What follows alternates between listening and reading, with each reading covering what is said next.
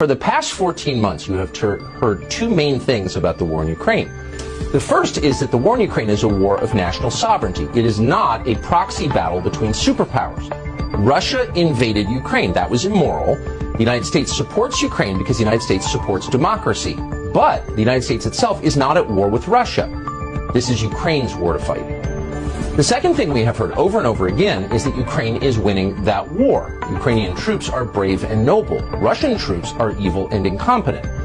We know that they're lies because late last week, leaked intelligence about the war in Ukraine began to appear on social media. Briefing slides prepared by the U.S. government began to show up, among other places, on Twitter. And the slides show that this is in fact not Ukraine's war.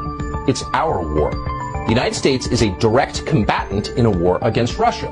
As we speak, American soldiers are fighting Russian soldiers. So this is not a regional conflict in Eastern Europe. This is a hot war between the two primary nuclear superpowers on Earth.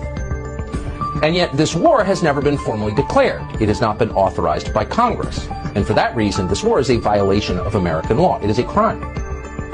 The second thing we learned from these slides is that despite direct U.S. involvement, Ukraine is in fact losing the war.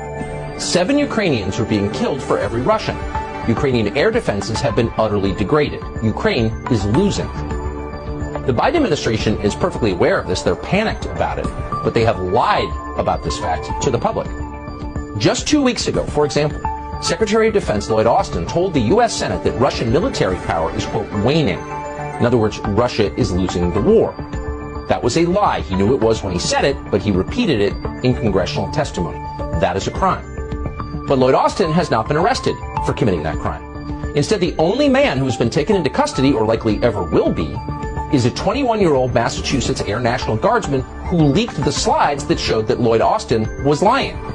He revealed the crimes, therefore he's the criminal.